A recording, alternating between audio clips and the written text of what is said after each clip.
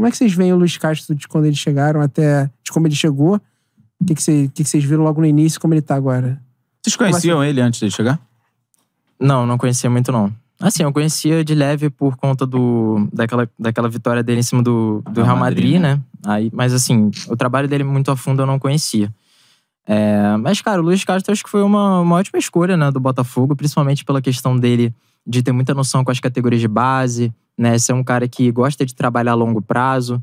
Isso eu achei muito interessante. E um cara que já vivenciou vários ambientes diferentes, né?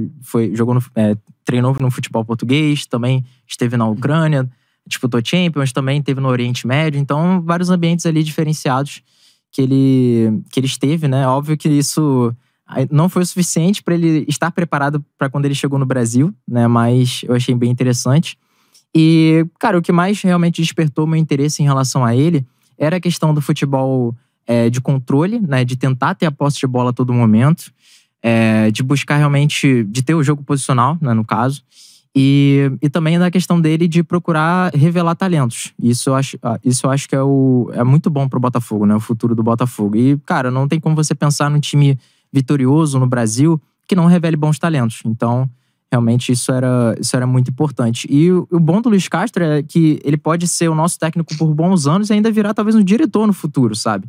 Então, realmente, é um longo prazo muito bem pensado com ele e eu acho ele um profissional muito bom. Assim, em relação ao momento dele em 2022, em alguns momentos eu tive certas dúvidas em relação à capacidade dele de se adaptar, mas aí foi o momento em que eu passei a estudar mais ainda como era o jogo do Botafogo. Aí eu comecei a entender algumas coisas, comecei a entender também como aquilo esbarrava muito na capacidade técnica dos jogadores e também na forma como, cara, eram 20 jogadores chegando em 2 janelas diferentes. Então como é que você cria uma sinergia entre eles assim, sabe?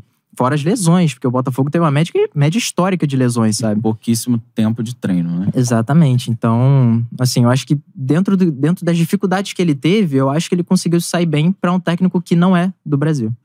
Mas o que é o se adaptar para você? Cara, pra mim se adaptar é saber, assim, muitas vezes em alguns jogos, eu entendo essa parte dele, foi o que eu falei antes, né, de que ele queria impor a filosofia dele, fazer com que, independentemente desses resultados, né, ele queria mostrar pra equipe aquilo que ele quer como o futebol do Botafogo. Só que em certos momentos, como, por exemplo, aquele momento onde ele usa a linha de 3, por exemplo, de zagueiros, era um momento que ele podia ter feito antes, sabe? Você não precisa realmente impor o seu estilo de jogo a todo momento ao ponto de você ver que as coisas estão caminhando para um lado ruim. Então, acho que ele poderia ter sido um pouco mais maleável, sim, sabe? Eu acho que se adaptar é isso. Você entender aquilo que o seu elenco te oferece naquele momento e saber ser um pouco mais maleável. Acho que faltou um pouco nisso nele. Mas como o elenco foi sendo montado em face do que ele quer, aí eu acho que ele foi deixando cada vez menos de precisar fazer isso, sabe? Agora, Gui, tu acha que, já tentando trazer um pouco até para essa temporada, assim, o time se montou na segunda janela e tudo, o final do campeonato foi muito bom, o Botafogo quase foi para Libertadores, conseguiu uma sequência de bons jogos, o time melhorou e tudo. Você acha que hoje o Luiz Castro ele já enxerga uma forma de jogar do Botafogo pronta? Independentemente das peças que vão chegar, que chegaram, elas vão se adaptar a um esquema ou você acha que ainda tem brecha para o Botafogo mudar a forma de jogar? Eu acho que hoje tem muito mais a ver com algo um pouquinho mais sólido, que ele vai mudar algumas peças para se encaixar ali.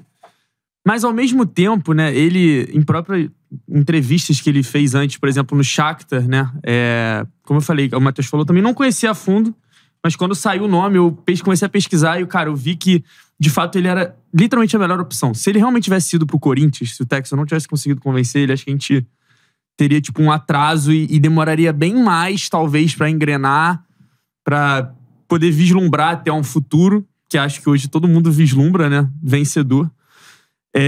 Porque as características dele batem muito com o que tanto o Textor quer, quanto que, em tese, é o projeto do Botafogo, né?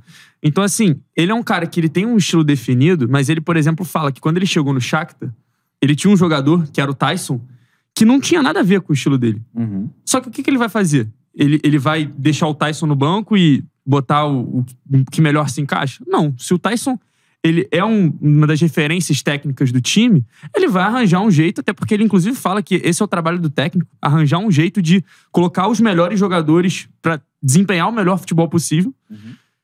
E ele consegue, tipo, mudar um pouco no sentido de encaixar esse cara no time. Ele faz isso no Shakhtar. Pra mim, por exemplo, ele faz isso com o Jefinho também. Que, em tese, não era muito que o esquema dele, né, queria, em tese, porque a gente vê, principalmente o Jefinho numa reta final, muito mais jogando por dentro do que aberto no lado, né? Ele costumava, nas transições, jogar um pouco mais aberto. E aí era aqueles momentos que ele ia mais na linha de fundo, ou então ele ia driblar alguém numa linha lateral.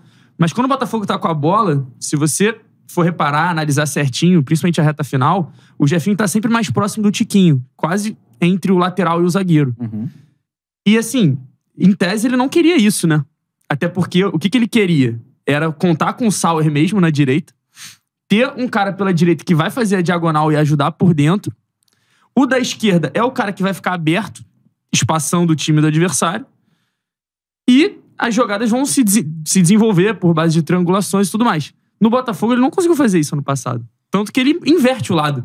Ele traz o Jefinho pra dentro, e aí ele coloca o Júnior Santos. E o Júnior Santos, apesar de algumas vezes fazer a diagonal, ele ia mais no fundo. Mas aí não Ele tem a ver inverte. com o lateral? Pode ser. Quando o Marçal entra no tipo, porra, você tinha de um lado o Marçal voando, Sim. do outro o Daniel Borges, ou o Saravia, que o melhor tava sempre no banco. Sim, pode ser. Mas acho que a grande questão é que, tipo, ele tem a capacidade de adaptar o que ele pensa, sabe? E aí foi o que você perguntou. Se algo já tá pronto e não vai mexer mais, a gente só vai trocar as peças. Eu acho que tem um pouco disso, mas ao mesmo tempo ele também tem uma flexibilidade de, cara, aproveitar um outro jogador em determinado momento, sabe? Então, assim, acho que tem um pouco dessa flexibilidade mesmo. E assim como o Matheus falou também no início, o Castro é um cara que ele fala muito disso, inclusive no Shakhtar, de rentabilizar ativos, né? Que é você fazer o quê? Você pegar o seu jogador e valorizar ele. Conseguir tirar o máximo dele a ponto de que, pô, você comprou um Jefinho por 500 mil e vender o Jefinho por 55 milhões de reais hoje em um espaço de 5 meses, né? Porque a gente fala muito no debate do Jefinho. O Jefinho jogou 25 partidas. Mas assim, o Castro não gostaria de ter feito essa venda. Não gostaria. Ele já mostrou isso. Porque ele acreditava que ia valer ainda mais. Sim. Mas mesmo assim, é um estilo de treinar, é um estilo de desenvolver os jogadores que ele usava muito no Shakhtar. O Shakhtar era rei de vir aqui no Brasil, pegava um cara baratinho, rodava, vendia pra Europa por muito mais. É assim que o Shakhtar se mantém até hoje, até, né? É nessa operação. Eu acho que isso tem muito a ver também com o que o Textor quer pro Botafogo e já tá implementando, né? Claro que, enfim, a venda do Jefinho é muito...